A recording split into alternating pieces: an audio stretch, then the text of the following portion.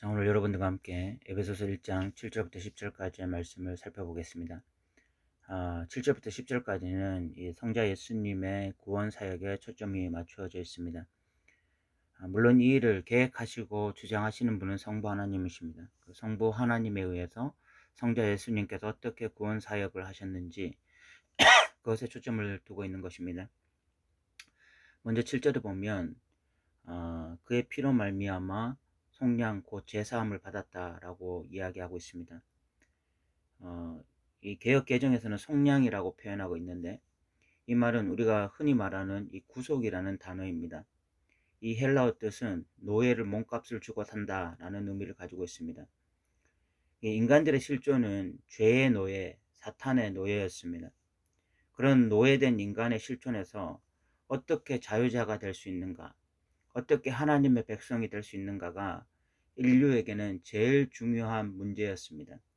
왜냐하면 이 노예의 신분에서 벗어나 자유인 하나님의 백성이 되지 않으면 그들은 심판의 대상이 되기 때문이죠. 그런 노예된 인간을 자유하게 하기 위해서 예수님의 피값이 필요했던 것입니다. 예수님이 피값을 주고 그들을 하나님의 백성, 자유자로 삼으신 것인데요. 그런데 여기서 우리가 이것을 머리로가 아니라 좀 가슴으로 느끼는 것이 필요합니다.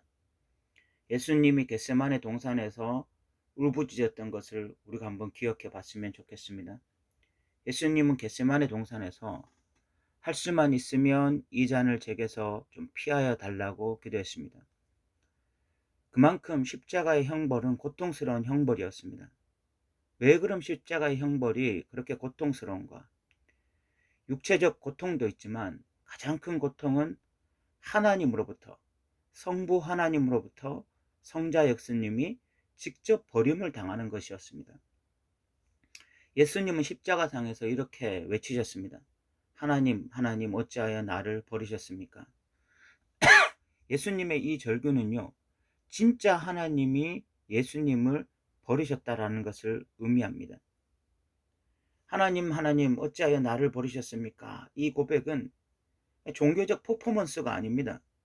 그냥 사람들에게 어떤 십자가의 어떤 이 클라이막스에서 어떤 감동을 주기 위한 그런 애절함이 아닙니다. 진짜 예수님께서 십자가에 달려 죽으실 때에 하나님이 예수님을 진짜 버린 것입니다. 어떻게 아버지이신 성부 하나님께서 아들이신 성자 예수님을 버릴 수 있습니까? 그런 일은 불가능하죠. 그런데 어떻게 하나님인 아버지께서 그 아들인 예수님을 버릴 수 있었는가? 그 순간 예수님을 아들로 보지 않았고 인류의 모든 죄를 짊어진 죄인으로 보았기 때문에 버릴 수 있었던 것입니다. 그러니까 우리가 짊어져야 될, 이 죄인인 우리가 짊어져야 될 죄를 예수님이 짊어지셨는데 그 순간 성부 하나님께서 그 예수님을 바라보실 때에 성자 예수님이라는 것을 1도 고려하지 아니하고 1%도 고려하지 아니하고 오직 죄인으로만 생각하신 것입니다. 죄인으로만 간주하신 거예요. 그리고 그 하늘에 있는 모든 하나님의 이 죄에 대한 진노, 분노를 예수님의 십자가에 다 쏟아버리신 것이죠. 그래서 예수님이 이 십자가의 피를 흘리신 것입니다. 그 피값, 그 성부 하나님은 아들을 버리셔야 되는 그 고통, 성자 예수님은 성부 아버지로부터 버림받는 그 고통을 통해서 쏟아낸 것이 바로 예수님의 피값이었습니다. 이 얼마나 값진 것입니까? 이 가치는, 이 피의 값은 도저히 어떤 것으로도 살 수 없는 그런 너무나 값진 피입니다. 그 피값을 주고 이 죄의 노예, 사탄의 노예로 있던 사람들을 하나님의 백성, 자유인으로 만든 것이죠. 그것을 다른 말로 하면 제사함을 받았다라고 이야기할 수 있습니다. 7절에 속량 곧 제사함을 받았다라고 이야기하는데 이 제사함이라는 말은 다른 말로 하면 죄의 노예로부터 해방되었다라는 것을 가지고 있습니다. 그러니까 죄사함을 받았다라는 것은 이제 신분적으로 사탄의 백성이 아니라 하나님의 백성이 되었다. 예수님의 피로 말미암아 우리가 죄의 노예로부터 벗어나서 이제 참 하나님의 백성이 되었다라는 것을 의미합니다. 이렇게 이야기하면서 실제로 보면 우리는 그리스도 예수 안에서 그의 은혜의 풍성함을 따라라고 이야기하고 있습니다. 이것은 놀라운 은혜의 풍성함이죠. 누가 자기의 목숨을 내주고 누가 하나님으로부터 온몸으로 그 하나님의 진노를 받아내면서 결국은 우리에게 자유를 주려고 할 수 있겠습니까? 그 피의 값으로 누가 우리를 살리려고 할 수 있겠습니까? 성자 예수님이 아니었다면 불가능하죠. 이 은혜의 풍성함을 따라서 우리가 죄로부터 해방되어지고 하나님의 백성이 되었습니다. 그런데 이 은혜를 노래하면서 다시 죄의 노예로 돌아갈 수 있을까요? 로마서 6장에서는 이렇게 말합니다. 로마서 6장 1절 2절에 그런즉 우리가 무슨 말을 하리요? 은혜를 더하게 하려고 죄에 가하겠느냐? 그럴 수 없느니라. 죄에 대하여 죽은 우리가 어찌 그 가운데 살리요? 사도 바울 시대에 예수님의 이 놀라운 풍성한 은혜의 십자가를 사도 바울이 이야기하니까 그러니까 우리가 은혜로 구원받았으니까 더 죄에 거해도 되겠네.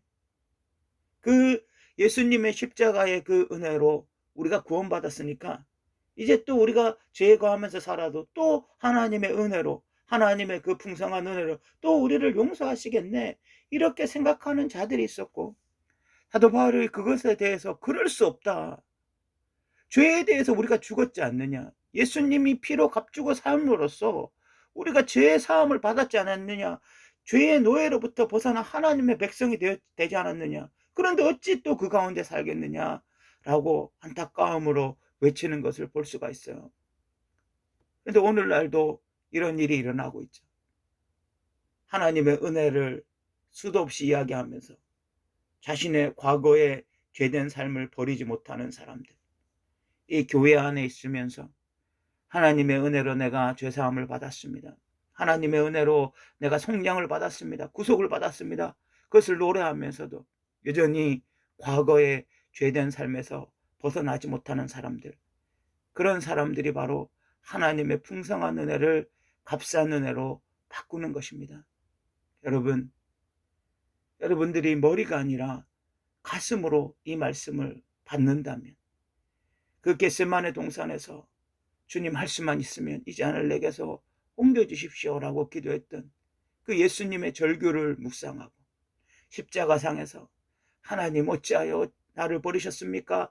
라고 고백하는 그 예수님의 절규, 그때 성부 하나님께서 예수님께 모든 하나님의 진노를 쏟아부으신 그 사건을 묵상하고 그것을 통하여 예수님이 다 이루셨다라고 고백하면서 결국은 그 피의 값을 통해서 우리를 죄의 노예에서 하나님의 백성 삼으신 이 놀라운 예수님의 구원 경륜, 구원 사역을 기억한다면 우리가 어찌 함부로 죄를 지으며 살아갈 수 있겠습니까? 하나님의 은혜가 값싼 은혜가 아니라 값진 은혜로 정말 우리의 삶에 계속해서 풍성하게 나타나기 위해서 우리가 회복되어야 될 것이 있다면 찬송의 삶입니다. 성부 하나님이 어떻게 우리에게 구원의 역사를 이루셨는지, 성자 예수님이 그것을 어떻게 이 땅에 와서 적용하셨는지, 그리고 성령 하나님께서 지금도 이 구원의 역사를 어떻게 우리 삶 가운데 적용하고 계신지, 이런 것들을 깊이 묵상할 때 우리가 값싼 은혜 가운데 가하지 아니하고 값진 은혜 가운데 이 땅에서 하나님의 은혜를 은혜되게 하는 삶으로 살아가게 될 것입니다. 이 제사함이 바로 세 번째의 신령한 복입니다.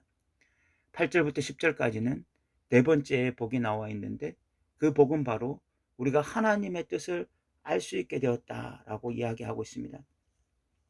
8절에 보면 이는 그가 모든 지혜와 총명을 우리에게 넘치게 하사라고 이야기하고 있는데 여기서 이는 이라고 하는 뜻은 원래 원어에는 없는 것입니다. 그래서 이 네 번째 복인데 이것은 세 번째 이 죄사함과는 상관없는 네 번째 복에 대해서 이야기하고 있는 것입니다. 그래서 그가 모든 지혜와 총명을 우리에게 넘치게 하사라고 이야기하고 있는데 여기서 지혜와 총명을 넘치겠다라는 말은 우리에게 하나님의 뜻을 알 수 있는 영적 감각이 부어졌다라는 것을 말하는 것입니다.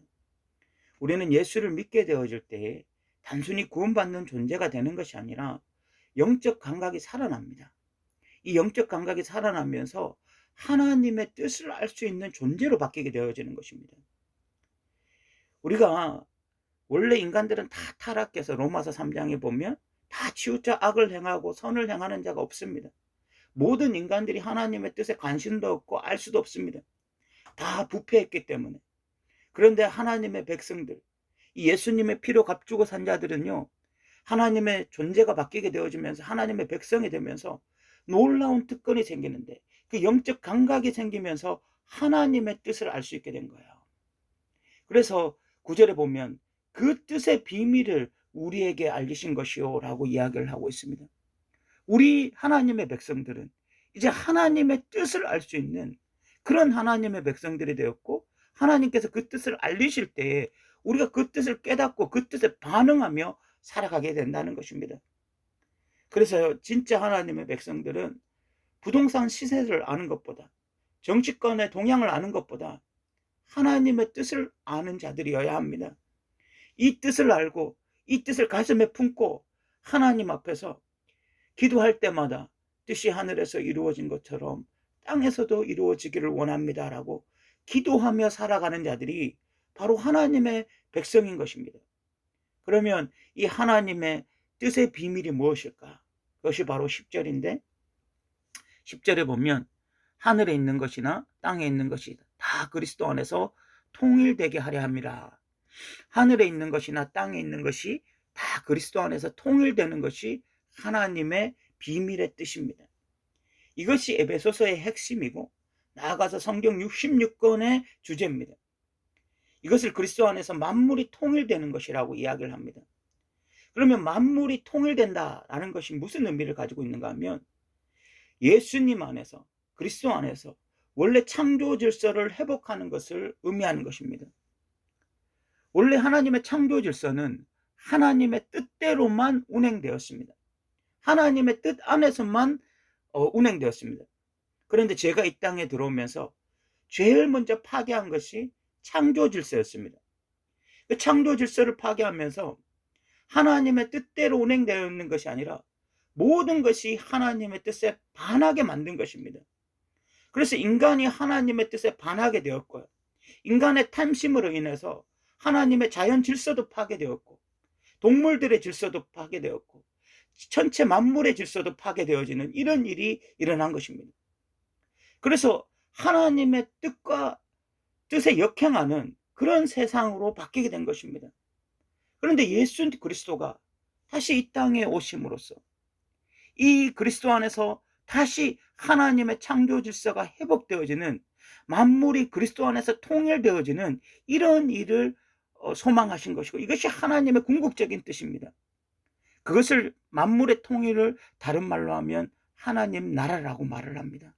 하나님 나라라는 말은 다시 예수님이 우리의 왕이 되시면서 창조 질서가 회복되어지는 것을 의미하는 것입니다. 하나님의 뜻이 다시 이 땅에 이루어지는 것을 의미하는 것입니다. 그래서 하나님의 백성들은, 예수님이 피로 값주고 산 이 하나님의 백성들은 이 하나님의 비밀을 알게 된 자들입니다.